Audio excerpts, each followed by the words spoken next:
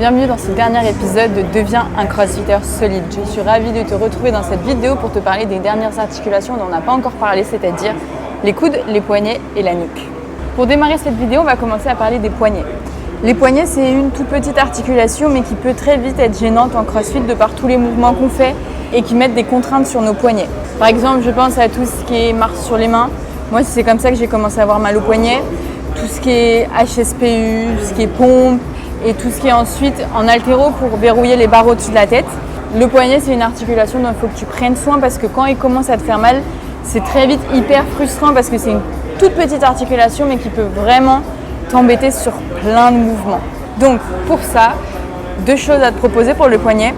Première partie, c'est avec une power ball, c'est pour vraiment apporter un maximum de blood flow à ton poignet, apporter un maximum de sang. Et ensuite, le reste, ce sera pour renforcer ton poignet. Du coup, on va commencer par le blood flow avec la power ball. Ça, c'est vraiment un outil qui a changé la vie de mes poignets.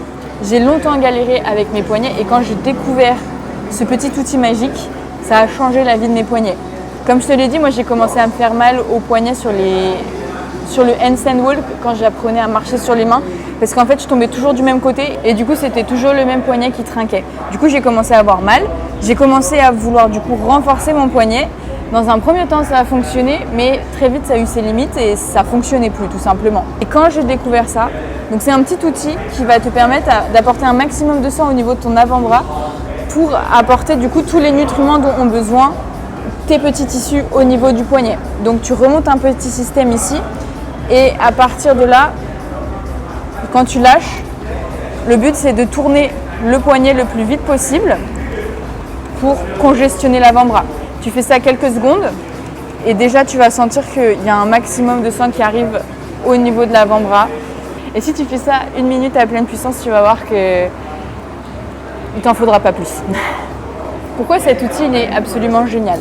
Parce que comme je te l'ai dit, le renforcement c'est génial, mais ça vient challenger. Ça vient challenger tous tes tissus au niveau de ton poignet.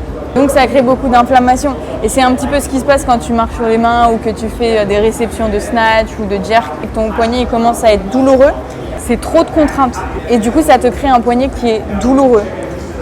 Avec ça, tu viens solliciter les muscles, tu viens congestionner du coup les muscles de ton avant-bras, mais en mettant très peu de contraintes sur tes petits tissus, tous tes tissus conjonctifs, tous les petits tendons et tous les petits ligaments qu'il y a autour de ton poignet.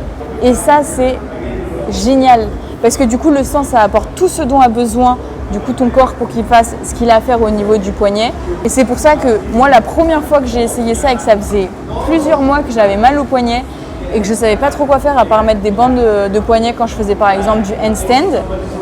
La première fois que je l'ai essayé, j'ai pu poser ma main, j'ai pu mettre tout mon poids sur ma main au sol comme ça, alors que ça faisait des mois que je ne pouvais pas le faire parce que ça me faisait trop mal. Donc ça c'était la première chose que je vais te montrer pour le poignet. Et ensuite le reste c'est du renforcement que je vais te montrer. Ton poignet grosso modo il a 6 degrés d'amplitude de mouvement, donc là les exercices que je vais te montrer c'est pour renforcer ces 6 amplitudes. Tu as l'extension du poignet, ce mouvement-là. Tu as la flexion avec ce mouvement-là. Tu as la pronation et la supination. Et ensuite, tu as les inclinaisons radiales et ulnaires. Donc ce mouvement-là en fait. Les deux premiers exercices que je vais te montrer, c'est pour l'extension et la flexion. C'est les plus faciles à travailler en boxe de CrossFit parce qu'il te faut juste des haltères. On va commencer par l'extension. Tu prends une haltère assez légère. Tu viens placer ton avant-bras du coup sur un support et tu viens faire des extensions tout simplement. Pareil pour les flexions, du coup c'est la même chose avec un haltère un peu plus lourd. Du coup cette fois tu vas pouvoir faire de la flexion, donc ce mouvement-là. Quand tu fais ces deux mouvements-là, le but c'est de faire une série entre 10 et 20 répétitions avec du coup une charge donnée. Si par exemple là moi j'ai pris 2 kg et que j'arrive facilement à faire les 20 répétitions que je pourrais en faire plus, il faut que je prenne plus lourd. Si par contre j'arrive à peine à faire 10 répétitions, là il faudrait que je prenne moins lourd. Et à partir de la charge que tu as trouvée en extension, j'aimerais que tu doubles la charge. Donc moi là j'avais 2 kg, ça me fait du coup prendre 4 kg et du coup faire le même nombre de répétitions. Un bon ratio pour avoir certain équilibre entre l'extension et la flexion. C'est du coup le double de la charge que tu as utilisée en extension pour la flexion. Et en faisant le même nombre de répétitions à peu près, plus ou moins quelques répétitions. Mais tu vois, typiquement, si tu arrives à me faire des flexions avec du 10 kg, là t'imagines que c'est un haltère de 10 kg, mais que l'extension, déjà avec 2 kg, c'est compliqué, ça te donne un indice qu'il faudrait que tu travailles un peu plus l'extension parce que tu manques un peu d'extension comparé à ta flexion. Ensuite, pour la pronation et la supination, là je vais te montrer avec un embout de poulie parce que j'ai que ça. L'idéal, c'est d'avoir du coup un outil spécifique pour travailler les poignets, mais honnêtement, c'est assez rare de voir ça en box de CrossFit. Par contre, moi, ce que je faisais, c'était avec un manche d'haltère, où en fait, c'est des haltères réglables et du coup, tu peux mettre des plates des deux côtés de ton manche d'haltère et tu fermes avec du coup des sortes de petites vis. Et ça, du coup, quand tu enlèves les plates de chaque côté, ça te donne un manche avec un peu de charge déjà. Et ça, c'est top pour travailler les poignets. Mais pour la vidéo, je te montrerai avec ça parce que j'ai rien d'autre. Donc pour travailler la pronation et la supination, le mouvement que tu vas pouvoir faire, c'est celui-ci pour la supination et celui-ci pour la pronation. Là, le but pour ce mouvement, c'est de prendre ton manche là où tu peux. En fait, là, vu que mon manche il est long, si je le prends vraiment là, c'est la portion la plus difficile parce que j'ai toute la charge. Et pareil de l'autre côté, du coup c'est plus difficile. Et plus je viens prendre au centre, plus c'est facile, parce que là j'ai un contrepoids. Mais sinon, au niveau exécution du mouvement, tu as le coude qui est collé au corps, avant-bras qui est parallèle au sol, et tu contrôles la descente là par exemple pour travailler la pronation. Et pareil pour la supination, tu contrôles. Tu vas dans ton amplitude max et tu remontes. Là, ce mouvement, il est génial pour travailler tes poignets. L'idéal, c'est si tu as un outil où du coup tu pourras surcharger progressivement, donc mettre un petit peu plus de charge au fur et à mesure que ton poignet devient plus fort. Et si c'est un mouvement qui te pose énormément de soucis et que tu as très peu d'amplitude, et ben c'est un mouvement dont tes poignets du coup ont le plus besoin. Et enfin, dernier mouvement pour travailler les inclinaisons. Pareil, il va te falloir cet outil-là. C'est pour ça que je te disais que les premiers exercices étaient plus faciles parce qu'il te faut juste des haltères. Après, il te faut un outil. Et du coup, c'est ce mouvement-là. Et celui-ci pour l'autre côté. Donc pareil, là, le but, c'est d'essayer de garder le bras bien perpendiculaire au sol et bien contrôler ton mouvement. Vu que tu ne fais pas énormément d'amplitude, il faut vraiment montrer que tu contrôles chaque degré de l'amplitude. Et pareil, si cette amplitude-là est difficile pour toi, c'est les mouvements dont ont le plus besoin tes poignets. Voilà, pour les poignets, tu as déjà pas mal d'options à explorer pour renforcer tes poignets. Et comme je te disais, c'est pour ça que j'ai commencé par les poignets, c'est que tout ce que tu vas faire pour les poignets, donc renforcer l'avant-bras, ça vient aider l'articulation du dessus, c'est-à-dire les coudes. Et comme pour le poignet, on a déjà parlé du renforcement de l'avant-bras, je ne vais pas te reparler, mais ça aide énormément les coudes parce que ton coude, je t'apprends rien en te disant que c'est une articulation entre le poignet et l'épaule. Donc, ce que tu vas faire pour le poignet ou pour l'épaule va influencer ton coude. Donc là, vu qu'on a déjà couvert cette partie-là, on va couvrir cette partie-là pour les coudes. Donc là, pour les coudes, ce dont je vais te parler, c'est principalement des muscles fléchisseurs et extenseurs du coude. Mais je vais te mettre l'emphase sur les muscles qui viennent fléchir le coude. Parce qu'en général, on a quand même des triceps, donc des muscles qui viennent étendre le coude, qui sont plus forts. Tout simplement parce qu'en CrossFit, on a beaucoup besoin de verrouiller les coudes. Et du coup, ces muscles-là, ils travaillent déjà beaucoup. Quand j'ai commencé le CrossFit, moi, j'avais toujours une peur au niveau de mes coudes, c'était de faire une hyper extension. Parce que dès que je me mettais sur les mains, je sentais qu'il lui en fallait pas beaucoup pour que mon coude parte dans ce sens-là. Et c'est pas une position naturelle pour le coude d'aller dans ce sens-là. Donc c'est pas bon signe s'il part comme ça. Et pour éviter ça, ce qu'il faut faire, c'est des biceps curls pour venir renforcer ces muscles fléchisseurs du coude. Parce que qu'est-ce qui empêche ton coude de partir du coup dans l'autre sens qui est par là? C'est les muscles qui sont là. En les renforçant, tu évites du coup ce genre de risque où le coude partirait vers le haut parce que des muscles ici qui sont très forts pour faire une extension du coude, mais des muscles devant qui sont moins forts et du coup ça fait un déséquilibre au niveau de ton articulation. Donc si tu étais dans mon cas où tu sens que tu as des coudes qui sont très instables, tabasse les biceps curls. Et vraiment dans toutes leurs amplitudes, dans toutes les positions de main. Là je vais te montrer mon préféré pour renforcer ça. Mon deuxième préféré, il est dans la vidéo des épaules, c'est le incline biceps curl, donc avec tu sais un banc incliné et tu as les coudes derrière le corps et tu viens faire les biceps curls. Et celui-ci c'est mon deuxième préféré, c'est le Zoatman curl. Donc tu pars bras tendus, tu viens fléchir le coude en prise supination, en haut tu viens pivoter, te mettre en pronation et tu te concentres sur venir faire une extension du poignet. Il n'est pas neutre ton poignet, il est en extension et là tu retiens la descente. Ça c'est vraiment un super bon exercice pour tes coudes.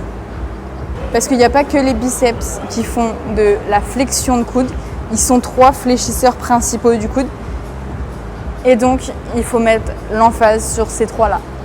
Mais comme je te disais, voilà, toutes les versions de biceps curl sont bien pour renforcer tes fléchisseurs du coude, que ce soit les versions où tu es vraiment les bras en avant du corps, les versions où tu es en neutre et les versions où tu as vraiment les coudes qui sont derrière toi. Vraiment, un équilibre de tous ces exercices-là, c'est le mieux pour renforcer voilà, tous ces muscles qui viennent faire de la flexion du coude. Comme je te l'ai dit, pour le contexte du CrossFit, je ne te parlerai pas forcément du renforcement des triceps, mais c'est tout à fait valable si tu as des soucis au niveau des coudes, faire vraiment les deux côtés. Mais vu que je te disais que plus souvent, on a tendance à avoir des muscles fléchisseurs du coude qui sont plus faibles que ceux qui viennent faire de l'extension, tu as plus à gagner à faire d'abord des biceps curls. Et une dernière aparté pour les coudes, tout le travail que tu vas faire au niveau des épaules que je t'ai montré dans la vidéo précédente, ça va aussi aider tes coudes. Et dernière articulation dont je voulais te parler, c'est la nuque. Je vais rester très succincte sur le renforcement de la nuque parce que en CrossFit, on a besoin d'avoir une nuque solide principalement pour les exercices comme les HSPU où en fait on vient du coup taper nos têtes contre le sol ou contre un abmat plusieurs fois et du coup ça peut vraiment déranger au niveau des cervicales. Et si à chaque fois que tu fais des HSPU, à la fin du WOD, à la fin du volume que tu as fait, tu as toujours des petites tensions au niveau de la nuque ou des sensations pas agréables, tu gagnerais à faire du renforcement. Moi, c'est comme ça que je me suis débarrassée de mes gènes au cervical quand je faisais des HSPU. Et je sais que quand ça commence à revenir, c'est que j'en ai pas fait assez, donc je reprends un petit peu à faire mon renforcement au niveau des cervicales. On n'est pas en sport de combat où tu as vraiment besoin d'avoir une nuque hyper solide et là, tu vas faire plus de renforcement. Nous, on en a vraiment besoin pour que quelques exercices. Donc pour ça, mon exercice favori, c'est le neck bridge. Personnellement, je fais qu'un seul exercice pour renforcer mes cervicales, si j'en ai besoin. Et c'est celui-ci parce que dans nos vies de tous les jours, on a quand même tendance à avoir une tête qui part en avant comme ça. Sur le téléphone, sur les ordis, à manger et tout ça. Du coup, ce qui fait que renforcer l'inverse de ce mouvement avec par exemple le neck bridge, c'est ce qui est le plus efficace. Donc pour cet exercice, je te montre la version la plus simple, mais qui est aussi la plus difficile. Et c'est la version sur laquelle tu voudras arriver, c'est celle-ci. Où du coup, tu viens lever vraiment la nuque et ta nuque ne touche pas le banc, c'est vraiment l'arrière de ta tête. Cet exercice, il vient vraiment beaucoup challenger ta nuque. C'est pour ça que je te conseille absolument pas de commencer par cet exercice-là, enfin cette version qui est la plus difficile. Tout simplement parce que ta nuque, c'est probablement un endroit que tu n'as jamais renforcé. Et tu rajoutes à ça le fait que c'est aussi une partie de notre corps qui est assez faible, même très faible en fait, de par nos modes de vie. Il faut vraiment y aller hyper doucement. Et sur ce genre d'exercice-là, tu as interdiction absolue de te rapprocher même un tout petit peu de l'échec. Et je te parle d'expérience, j'ai une fois fait l'erreur de pousser un peu trop cet exercice. J'étais un peu trop près de l'échec. Et je me suis fait le plus gros torticolis de ma vie. Donc les versions plus faciles par lesquelles tu peux commencer, c'est avec du coup une inclinaison au niveau du banc et aussi par du principe que plus tes pieds sont proches de toi, plus c'est facile, plus tes pieds sont loin de toi, plus c'est difficile. Donc tu as 2 paramètres sur lesquels jouer, l'inclinaison du banc et où se trouvent tes pieds pour commencer à renforcer tes cervicales. Le but progressivement, ce sera d'arriver à descendre un peu la hauteur, d'arriver à avancer un petit peu les pieds. Ce que tu peux faire quand tu descends d'un cran, c'est de rapprocher un peu tes pieds. Et progressivement, plus tu deviens à l'aise à cette hauteur-là, plus tu éloignes tes pieds. Et quand tu es à l'aise avec la version éloignée de tes pieds, tu peux baisser d'un cran. Jusqu'à temps du coup de finir sur cette version. Voilà pour ces plus petites articulations. Pour la nuque, je t'ai montré l'exercice qui va te donner le plus de résultats. Mais si vraiment tu as des soucis au niveau de la nuque, tu as plein d'amplitudes à aller renforcer. La flexion sur les côtés, les rotations. Le fait aussi de résister dans une position à ce que ta tête ne parte pas par exemple sur un côté. Enfin, il y a plein de choses que tu peux faire. Voilà pour cette dernière vidéo de la série. N'hésite pas à me poser tes questions en commentaire si tu en as. Si tu veux du contenu un peu plus régulier, je t'invite à me rejoindre sur Instagram. Et sinon, pense à t'abonner pour la suite des vidéos. Ah oui, et une dernière chose, s'il y a des sujets qui te viennent en tête quand tu regardes mes vidéos ou des questions que tu te poses, n'hésite pas à me les poser en commentaire. Comme ça, moi, ça me donne des idées sur des sujets de prochaines vidéos qui répondent du coup directement à vos questions. Parce que si tu te poses une question, il y a forcément d'autres personnes qui se posent aussi la question.